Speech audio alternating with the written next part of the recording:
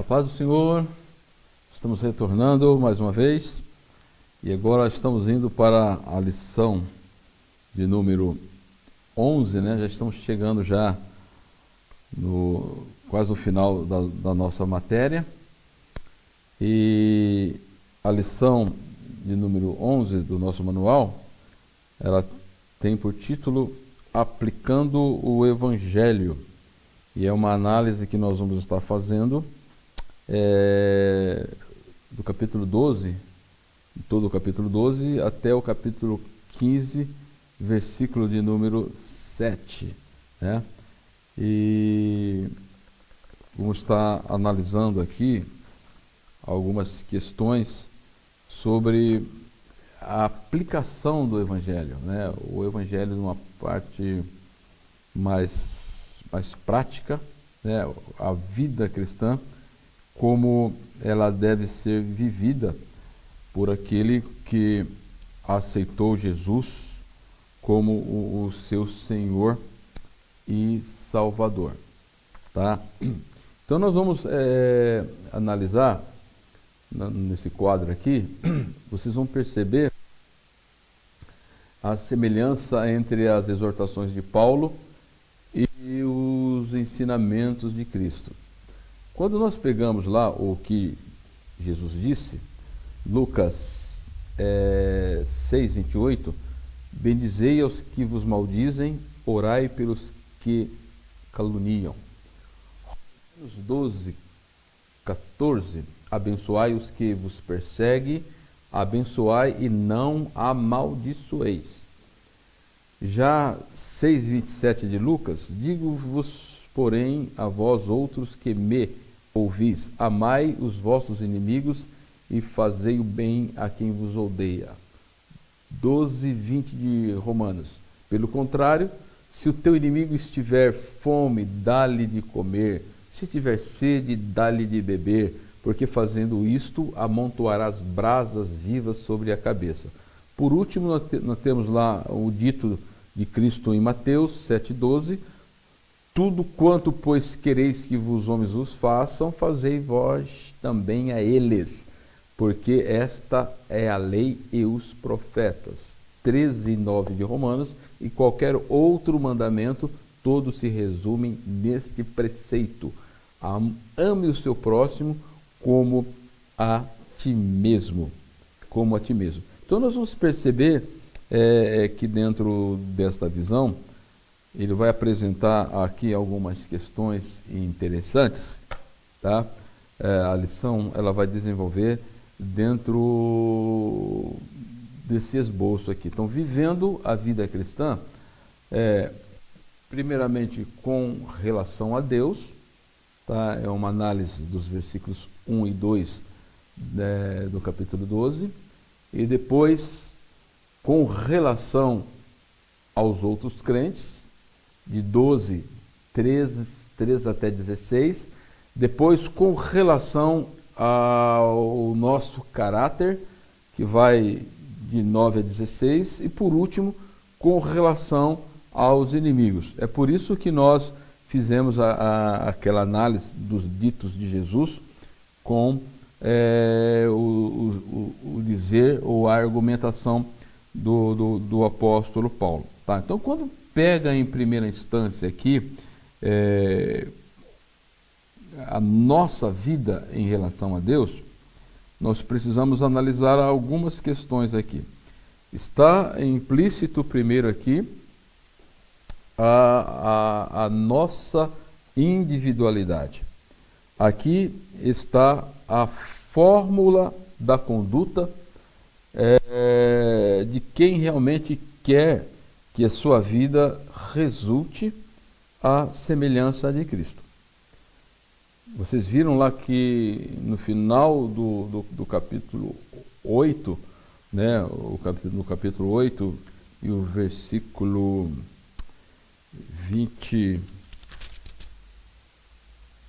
28 ou 29, diz assim: pois aquele que de antemão conheceu também os predestinou para serem conformes à imagem de seu filho. Tá? Então, para nós nos tornar semelhantes a Cristo ou à imagem de Cristo, vai implicar como esse relacionamento com Deus está sendo desenvolvido à vista da santificação proposta no capítulo 8. Tá? E essa vida tem que ser desenvolvida de acordo com a lei do Espírito de vida, que rompeu com a lei do pecado e da morte e com a velha natureza. Tá? Então, a partir deste momento, o que Paulo ele pede, o rogo do apóstolo Paulo, é exatamente este: rogo-vos, pois, irmãos, pelas misericórdias de Deus, ao destaque, que apresenteis os vossos corpos por sacrifício vivo, santo e agradável a Deus, que é o vosso culto racional. Outro destaque: não vos conformeis com este século, mas, outro destaque, mas transformai-vos pela renovação da vossa mente, para que experimenteis qual seja a boa, agradável e perfeita vontade de Deus. Tá? Então, você tem aqui três ações. A primeira é apresentar-se a Deus. A segunda, o esforço de não conformar com o mundo. E a terceira, transformar a mente. Tá? Vejam só as referências no apresentar a Deus. Nós podemos fazer uma análise com Romanos 6:13, que é: oferecei-vos a Deus como ressurretos dentre os mortos, e os vossos membros como instrumento de justiça. E o não conformar com o mundo, Romanos 6:13, não reine, portanto, o pecado em vosso corpo mortal, de maneira que obedeçais às suas paixões. Versículo 13, 12:13, e nem ofereceis cada um os membros do seu corpo como instrumento de iniquidade. Tá? Então, eu tenho que apresentar o corpo, e nessa apresentação está aí os meus membros. Não conformar, eu tenho que deixar de apresentar os meus membros como instrumento de justiça. Para que isto ocorra, é necessário transformar uma mudança de mente, porque a lei do Espírito de vida em Cristo Jesus te livrou do pecado, da lei do pecado e da morte. Vós, porém, não estáis na carne, mas no Espírito, se de fato o Espírito de Deus habita em vós. Então, nesse apresentar, ele é um verbo ativo e demonstra algo que é necessário fazer. É imprescindível. Não, aqui não é a nossa capacidade ou habilidade que nos torna santo à vista do querer de Deus. É Deus quem faz o trabalho. Nós precisamos nos apresentar a Ele. O sacrifício vivo aqui equivale à ordem de Cristo. Tome a sua cruz diariamente e siga-me. Tá? Então, a vida em sacrifício aqui não é simplesmente, para muitos crentes, né, aqueles momentos que você vai ao templo e fica lá 1 hora, 1 hora e meia, cantando, batendo palma e fazendo declarações, né, de amor, tal, cantando aqueles hinos. Não, e muitas vezes nem isso pressupõe que você está oferecendo-se a Deus. Às vezes é um culto vazio, um culto ao ego, e culto a outras coisas e menos a Deus, tá? Então, mas a vida de culto aqui, tá? É o tomar a sua cruz diariamente, porque quando eu tomo a cruz diariamente, duas ações ocorrem, tá? Eu ofereço a Deus como um ressurreto dentre os mortos, que eu tenho uma nova vida agora, e bem como os meus membros estão a Deus, e consequentemente eu deixo de apresentar os meus membros como instrumento de iniquidade ao pecado. Então eu preciso ter bem esta visão bem acentuada em nossas vidas, para que nós não venhamos a tropeçar ou a cair na fé. Então ele vai dizer assim: somente se apresenta a Deus tendo em conta o estado da nossa mente. Tá? Se eu não tiver uma mente transformada, tá? Aquilo que eu estou oferecendo, ele pode ser incoerente com aquilo que Deus quer receber da minha parte. Quando nós lemos lá Malaquias, quando Deus ele faz uma exortação à nação de Israel, dizendo que eles levavam pão velho, pão bolorento, animal cego, animal manco, animal doente, para os serviços de sacrifício. Daí ele diz assim: leva isso aos vossos príncipes para ver se eles vão receber, né? E daí ele diz: se eu sou Deus, aonde está esse reconhecimento? Se eu sou pai, onde está a minha honra? Tá? Então, existem muitas pessoas que têm dificuldades de adorar a Deus, porque ela não tem uma compreensão exata das tratativas doutrinárias que o apóstolo Paulo ele trata até o capítulo 8. Se eu não tenho uma noção exata do que é a regeneração, a justificação, como se deu a propiciação dos meus pecados e como a santificação ela deve se envolver, e como a vontade de Deus, Cristo e o Espírito Santo, ele atua em nossas vidas, nós vamos ter dificuldade de apresentar a Deus um culto correto. Nós vamos ter a dificuldade de apresentar a Deus um culto correto. Então a palavra apresentar diz, é algo que é necessário, tá? Então é Deus que faz o trabalho, como eu disse, e nós precisamos nos apresentar. Então, somente vai se apresentar a Deus tendo em conta o estado da nossa mente. Como devo me apresentar?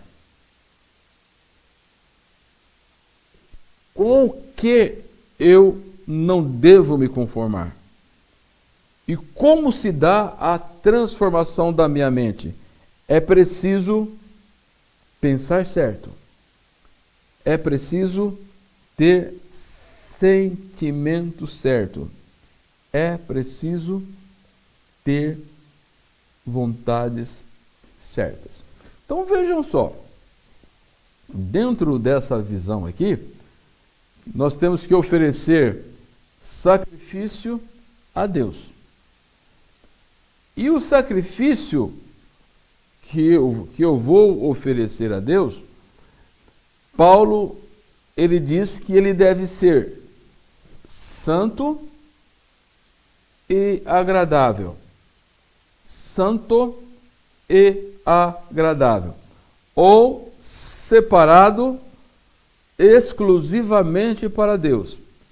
E quando eu for oferecer, ele tem que ser de tal forma que Deus se agrade. Tá, então vejam só. É um sacrifício, o sacrifício é vivo. A ideia aqui é a dedicação do nosso próprio ser. Não tem como dedicar o corpo sem estar incluso espírito e a alma. Nós somos um ser integral.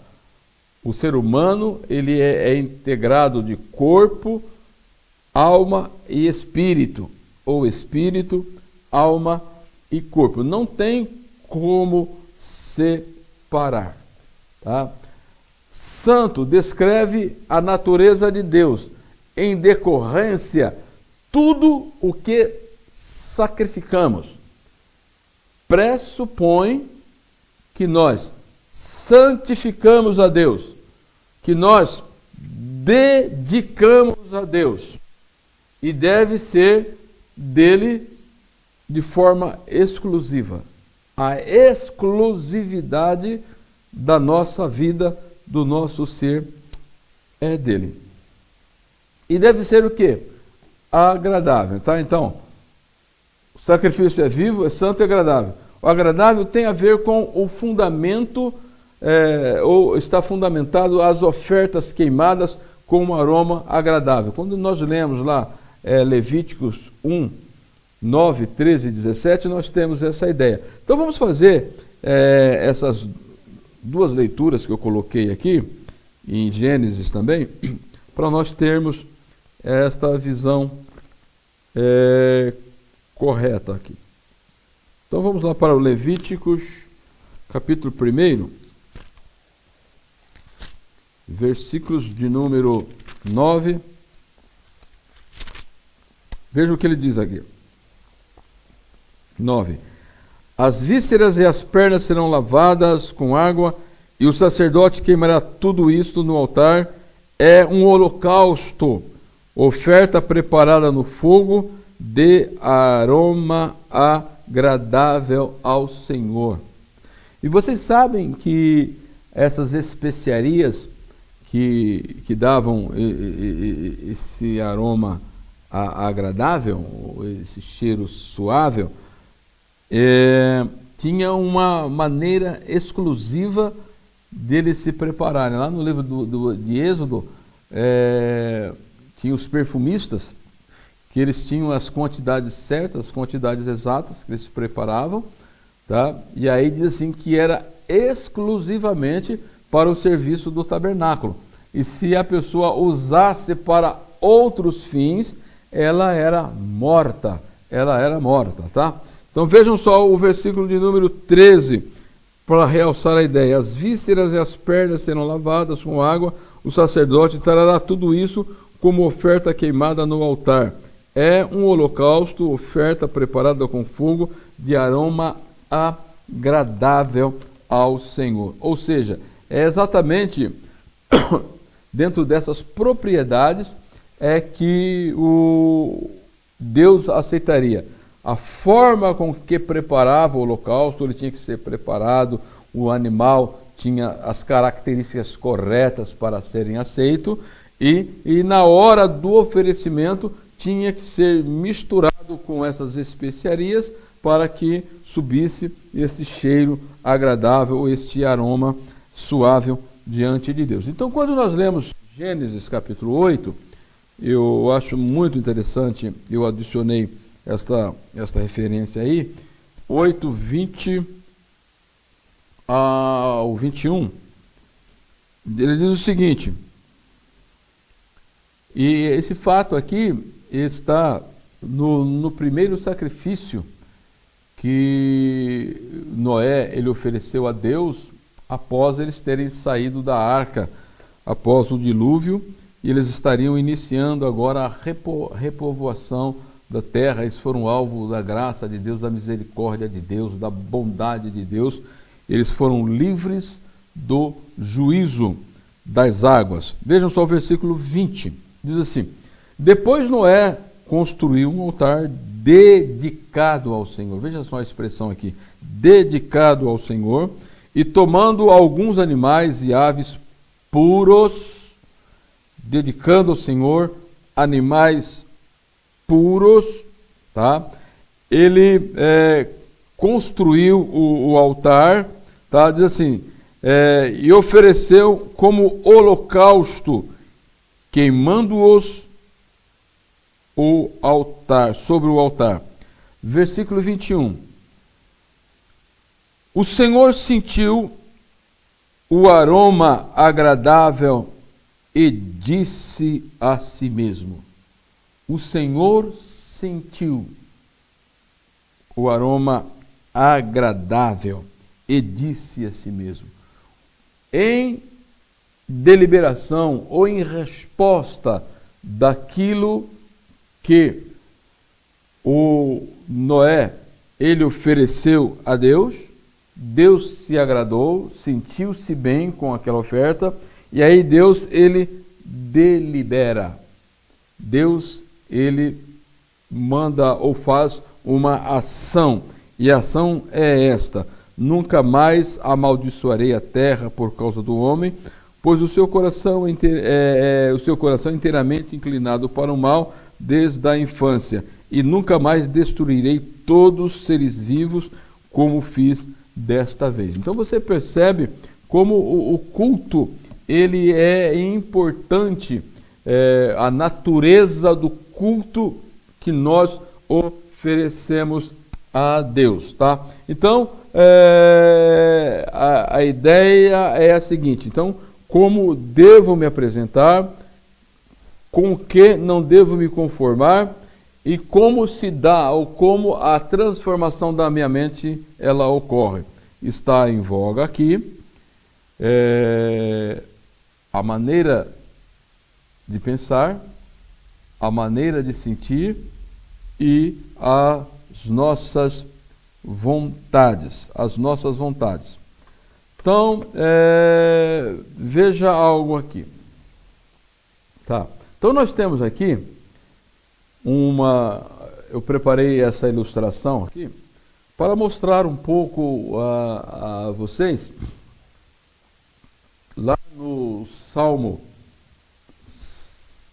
119 e 9, diz que o caminho ele é purificado quando se observa a palavra do Senhor. Então, vou dar um pulinho lá no Salmo, para pegarmos o contexto, o Salmo 119, e os versículos 9. O versículo 9 diz assim: como pode o jovem manter pura a sua conduta ou purificar o seu caminho? Daí a resposta é vivendo de acordo com a sua palavra, ou observando segundo a sua palavra, tá? E já o Salmo 119, versículo 115, vai dizer que lâmpada para os nossos pés e luz para os nossos caminhos é a palavra do Senhor. Ou seja, então, o cristão que se oferece em sacrifício vivo, santo e agradável a Deus, ele precisa caminhar, tá? Observando o seu caminho de acordo com a palavra de Deus. Se ele não fizer isto, ele corre o risco de tropeçar ou de oferecer os seus membros como instrumento de iniquidade. Então, nessa balança aqui, é que nós vamos perceber. E a Bíblia vai dizer que a palavra do Senhor, ela é lâmpada para os pés, ou seja, para as questões imediatas. A cada passo que eu vou estar dando, eu tenho que fazer em conforme com a palavra do Senhor. É luz, é lâmpada para os pés, e luz para o caminho que pode projetar as decisões da minha vida para o futuro. As pessoas que já moraram em sítio, ou quem lá do século passado, e que morou em sítios, e realmente, na época que a energia elétrica não era acessível a todo mundo, e as pessoas se utilizavam dos famosos candeeiros, ou lampião, lamparina, né? E muitas casas tinham, no sítio, tinham até o mictório, era fora, ficava uma certa distância, e os outros afazeres, e quando a pessoa precisava sair, principalmente numa noite sem lua, muito escuro, saía com a lamparina, né? E você vai perceber que a lamparina, ela só ilumina aonde você vai pisar. Você ia com a lamparina na frente, aonde você ia pisando, né? E é exatamente, então a palavra do Senhor é lâmpada para os pés, ou para as decisões imediatas, no seu cuidado diário, e luz para o caminho, que projeta lá para o futuro, Então, a nossa relação com Deus, ela deve ser pautada dentro destas perspectivas, e nós precisamos tomar muito cuidado para não sermos tolhidos, né, diante de Deus. A outra proposta que nós vimos, e que o manual ele coloca aqui, é a nossa vida cristã, ela deve ser vivida com relação aos outros crentes, ou às pessoas que fazem parte da nossa comunidade, tá? É isso que Paulo ele tenta destacar aos crentes que estavam em Roma. Então, quando nós lemos pelo menos os versículos de 3 a 5, nós temos o seguinte esclarecimento. Porque, pela graça que me foi dada, digo a cada um dentre vós que não penseis de si mesmos além do que convém. Antes, pense com moderação, segundo a medida da fé que Deus repartiu a cada um. Vocês se lembram que Paulo diz que o justo, ele vive da sua fé? E qual é a medida da nossa fé? Vocês se lembram que os discípulos, depois de um momento lá no mar tumultuado, lá e com Jesus, eles pediram: Senhor, acrescenta-nos a fé. Então, a fé, ela pode diminuir ou pode aumentar na vida do cristão, tá? Então, é segundo a medida da fé que Deus repartiu a cada um. Então, a ideia que nós vamos ter aqui é que dentro da comunidade, porque existem pessoas que querem que os crentes sejam como assim, que saiam de uma linha de produção, né? Que todo mundo tenha o mesmo grau de santidade, o mesmo grau de fé, o mesmo grau de esperança, né? E sejam assim todos robotizados, né? Que colocam chips lá, você programa e aí sai tudo santinho, já sai prontinho. Não, tá? Então há um crescimento, há um desenvolvimento. Paulo, na carta aos Filipenses, capítulo 2, diz que a nossa salvação, ela precisa ser desenvolvida com temor e tremor dentro do querer e do efetuar de Deus. Então nós precisamos ter muito cuidado. O versículo 4 do capítulo 2 diz assim: porque assim como um só corpo tem muitos membros, mas nem todos os membros têm a mesma função, assim também nós, conquanto muitos, somos um só corpo em Cristo e membros um dos outros. Então vejam só, dentro desse desdobro, o que é que o apóstolo ele está querendo nos dizer aqui, tá? O que é que ele está querendo nos dizer aqui? Que dentro desta relação de mudança de caráter e de natureza, tá? O cristão, tá? Nessa relação que ele vai desenvolver com os irmãos aqui, é uma pessoa que necessariamente ele passou por essa metamorfose, tá? Ou mudança de caráter, ou mudança de natureza, que é possível sim ele desenvolver as relações que ele coloca aqui nos versículos 3 aos 16, que ele tem como desenvolver sim essas relações. Por quê?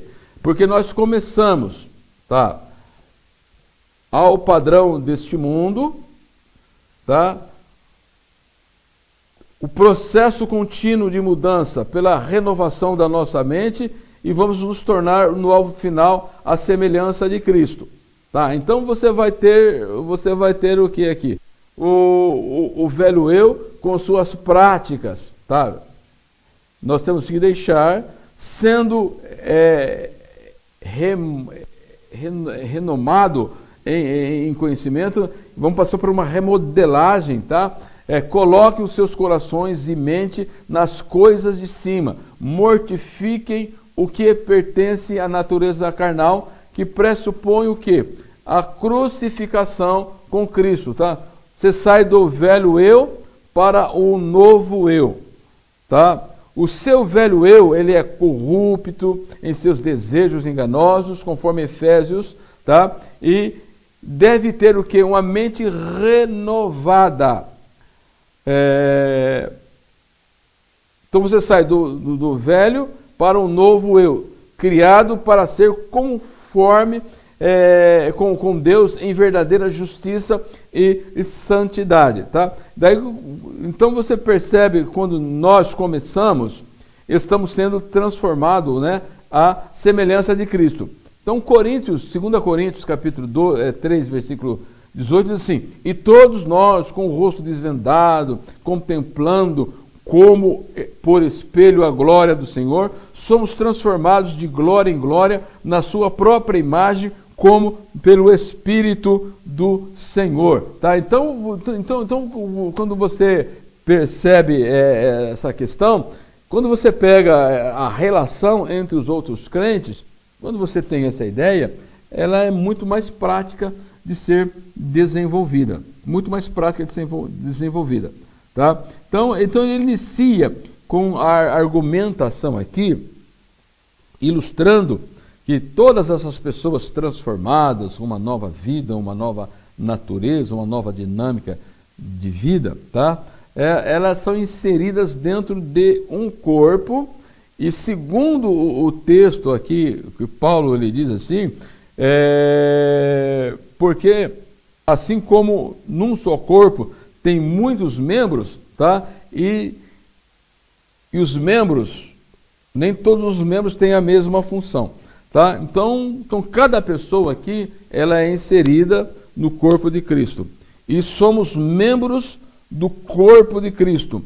E cada um tem aí uma função a desempenhar conforme a deliberação divina. A deliberação é de Deus.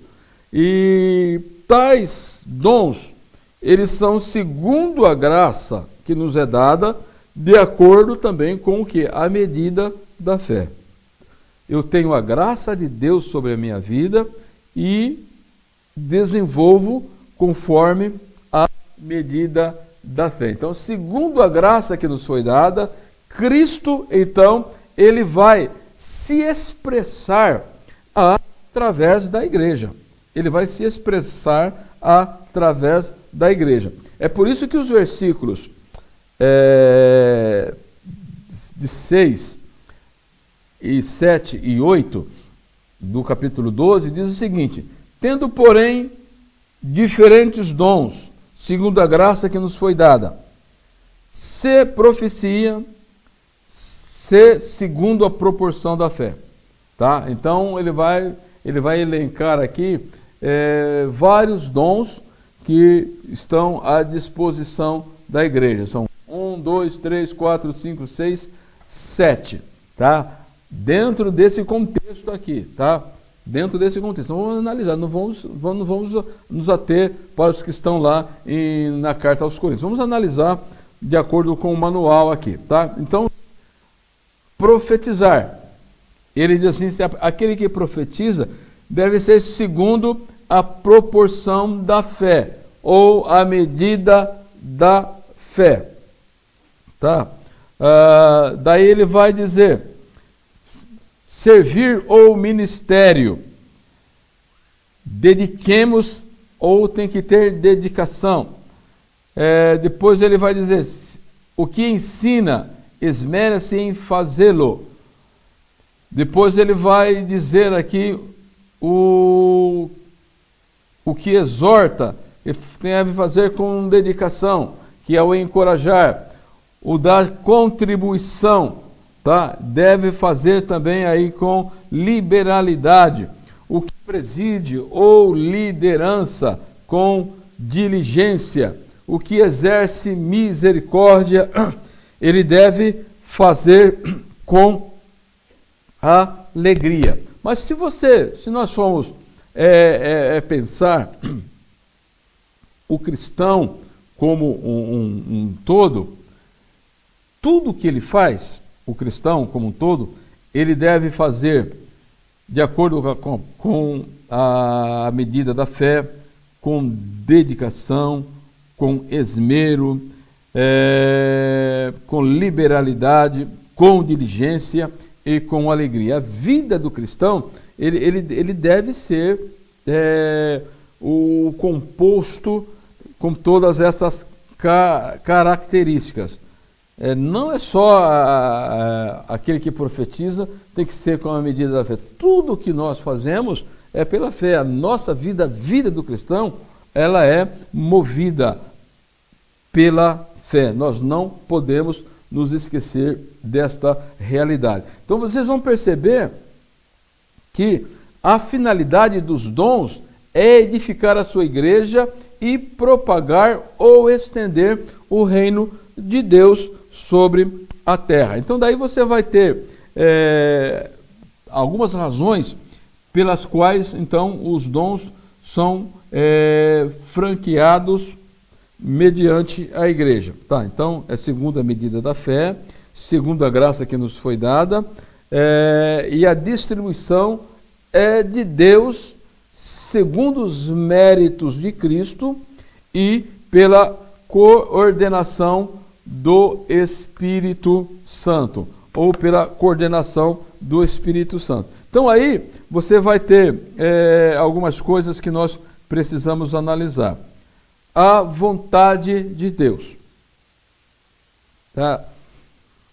A vontade de Deus, ela é boa, agradável e perfeita. E ela age no cristão conforme a medida da fé que cada um. É Deus que reparte. Em segunda instância, nós precisamos não perder de mente. Somos um só corpo em Cristo. Então, ou seja, individualmente, somos colocados no corpo, em razão pela qual somos membros uns dos outros.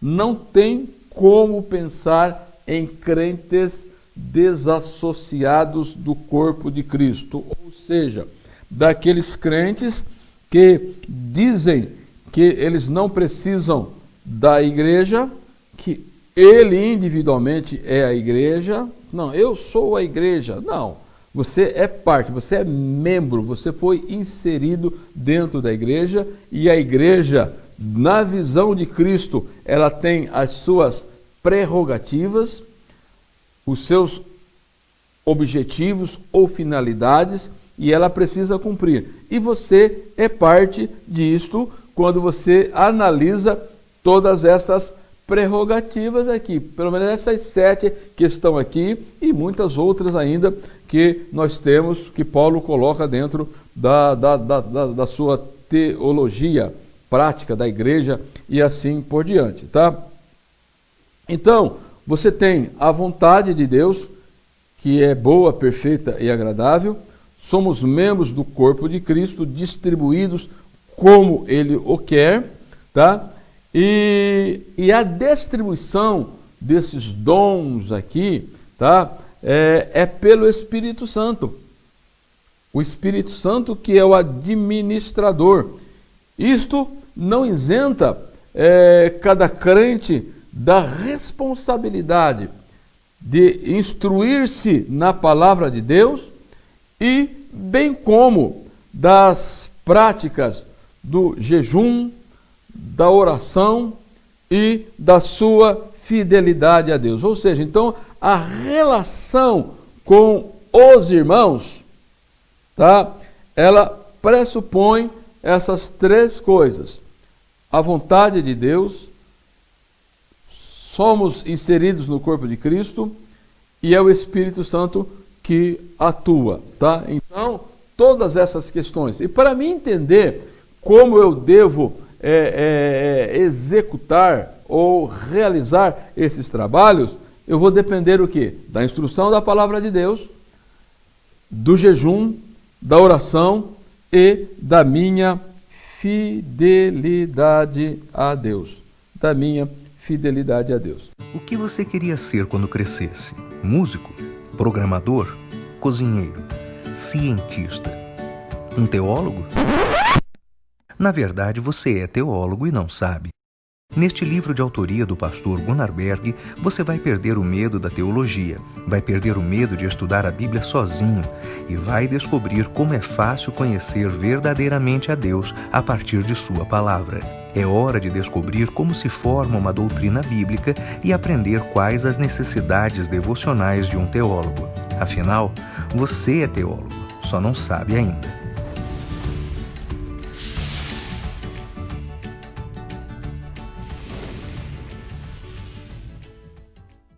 Agora, nós vamos partir para um outro ponto, que é basicamente com relação ao nosso caráter.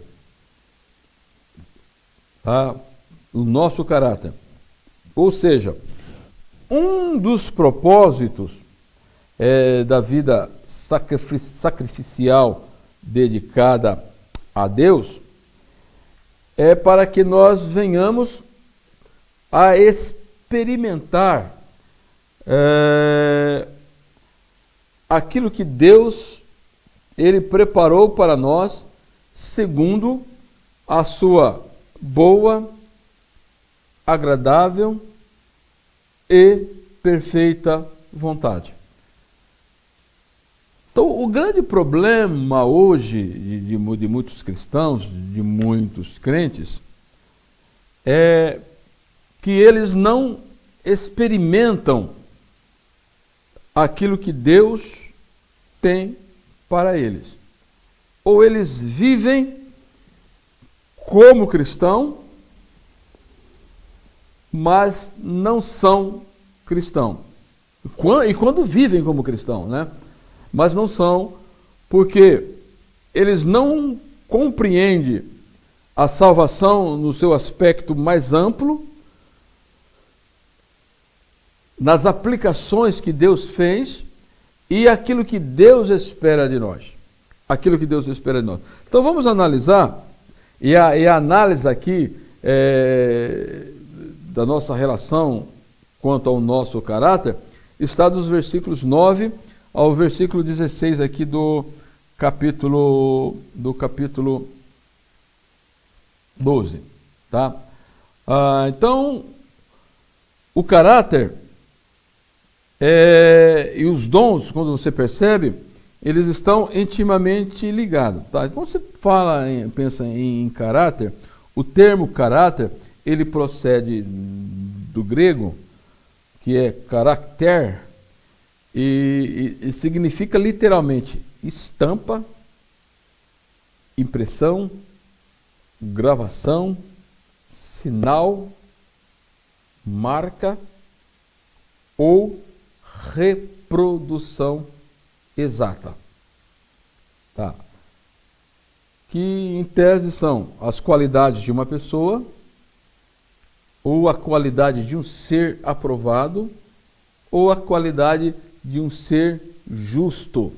E justo aqui é estar ajustado a Deus, tá? E esse ajustamento aqui, ele está exatamente lá no capítulo 12,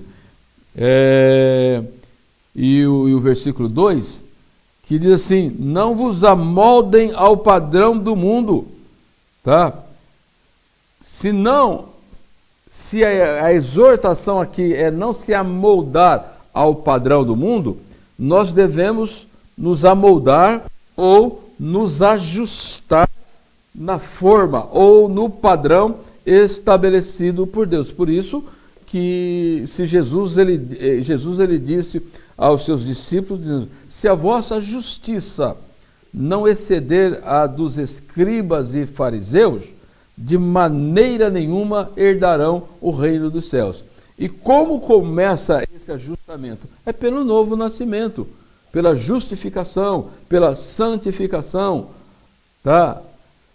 Um caráter que não passou por esses aspectos, ele tem problema, ele é um crente desajustado ou amoldado aos padrões do mundo, tá? Então nós temos aqui algumas questões que ele vai colocar, tá? Algumas questões. Então, só lembrando aqui, essa questão de caráter, voltando um pouquinho aqui, a única ocorrência que essa palavra ela aparece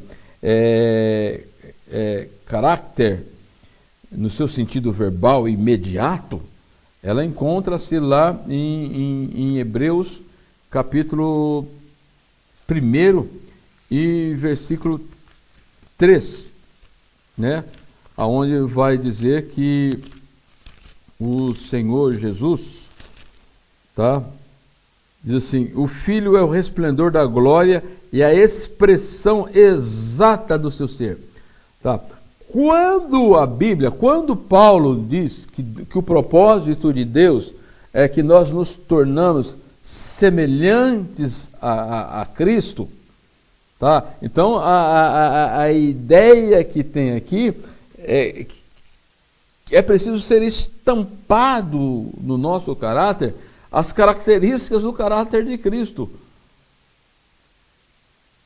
Ser semelhante a Cristo, tá? É por isso que o escritor diz que Cristo é a expressão exata de Deus quanto à substância, essência ou natureza. E Cristo, Paulo vai dizer que nós morremos à semelhança de Cristo, fomos sepultados à semelhança de Cristo e ressuscitamos à semelhança de Cristo para termos uma novidade de vida ou uma vida nova.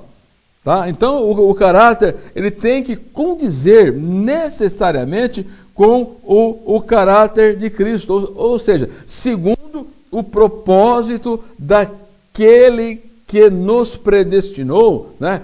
Para que cada pessoa seja conforme a imagem de Cristo.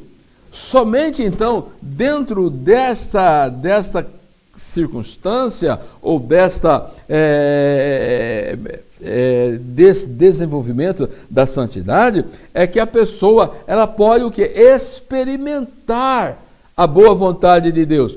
É aquilo que o Salmo 34 e versículo 8 diz assim, provai e vede que o Senhor é bom, provai e vede que o Senhor é bom. Ou seja, então o cristão ele tem aí as estampas ou as marcas de Cristo, e uma das marcas determinante é o amor. É o amor. Você pega Romanos 5:5, portanto, o amor de Deus está derramado em nosso coração pelo Espírito que foi nos dado. Então, me imagine só, então, um cristão inundado com o amor de Deus. Então, o amor ele vai revelar aí algumas características. Então, vejam só. Então, qual deve ser a reação do cristão? No quadro que nós temos aqui, é o seguinte. Então, o caráter cristão e o exercício dos dons sobre a estampa de amor de Deus ou do amor de Deus. Como reagir ao bem e ao mal? O amor seja sem hipocrisia, detestai o mal, apegando-se ao bem. Tá? Então, o amor deve ser sem hipocrisia. Esta é a reação que se deve ter. Tá? E tem crente que tem dificuldade com isso. Se tem dificuldade com isso, é porque ele está incompleto dentro do crescimento, do desenvolvimento da sua santificação, que culmina com a sua dedicação total a Deus. Depois, aos irmãos, o amor afeiçoa-se com cordialidade. Amai-vos cordialmente uns aos outros com o amor fraternal, preferindo-vos em honra uns aos outros. Vejam só que aqui nem coloca o ágape, o amor fraternal. Sejam fraternos. E aí ele vai uma outra reação. Como reagir? Como reagir ao trabalho de qualquer tipo? O amor não é remisso no zelo.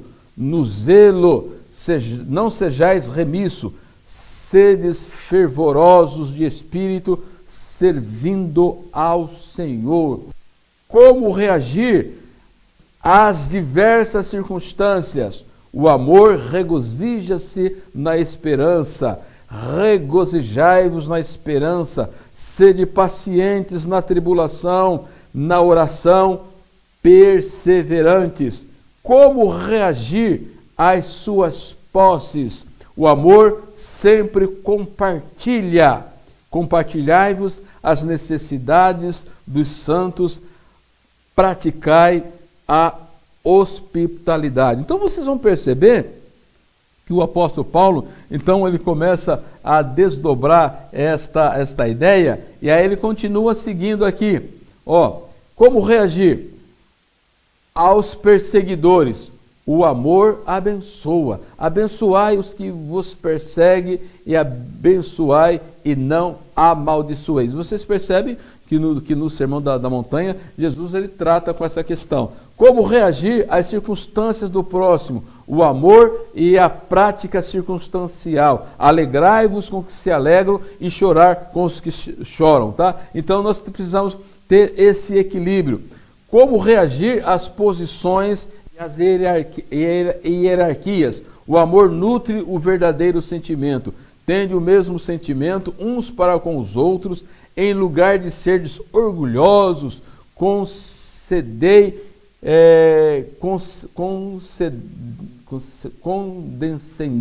com o que é humilde, não sejais sábios aos vossos próprios olhos. A medida da fé, o amor derramado no coração. Como reagir àqueles que se mostram inimigo? O amor sempre faz o bem. Não torneis a ninguém mal por mal, esforçai-vos por fazer o bem perante todos os homens. Como reagir a todos os homens? O amor é manso. Se possível, quando depender de vós, tende paz com todos os homens. Tá? Então você percebe aqui que o apóstolo Paulo ele apresenta aqui pelo menos 10 questões que o cristão ele precisa tomar cuidado nessas relações para que ele possa ser uma pessoa feliz, uma pessoa tranquila diante daquilo que o Senhor está colocando em sua vida. E depois ele vai trabalhar ainda com a questão do restabelecimento, a forma como ele restabelece o relacionamento com as autoridades, né? E é um problema crônico que se tem nos dias de hoje, principalmente no país em que nós estamos vivendo, né? E nós precisamos ter muito cuidado com essas questões para que nós possamos ter a conduta correta dentro dessas questões. Então vejam só aqui. Então, o cristão ele está inserido no corpo de Cristo, ele tem a comunidade que é a igreja, mas ele está vivendo na nação. O próprio Senhor Jesus, lá na oração dita sacerdotal, ele ora para que não nos tirasse do mundo, mas nos guardasse do mal. Então você veja aqui, a igreja ela está estabelecida por Deus, a nação estabelecida por Deus também. A igreja é governada por Cristo, a nação governada por um chefe de Estado, que Deus permite. A igreja, as autoridades são os ministros, na nação as autoridades são políticos. Poli, aquele que trata das coisas da cidade. A igreja controlada por amor, a nação controlada por lei. A igreja, os membros são todos os crentes salvos, na nação, os membros são todos os cidadãos. A igreja é financiada pelos dízimos e ofertas das suas ações, a nação financiada pelos impostos. Tá? Então, a todo o que é devido, a todos o que é devido. Romanos 13:7. Tributos, pague os seus impostos. Alfândega, pague os direitos sobre a importação. Respeita as suas autoridades. Honra os seus dirigentes. Então você percebe como que Paulo, no aspecto prático, ele trabalha muito bem com isso. Então, aquele que toma a sua cruz, tá? Ele deve ter bem esta noção aí, tá? Então a vida cristã, ela se desdobra exatamente dentro desta visão. Então a cruz é símbolo de rejeição.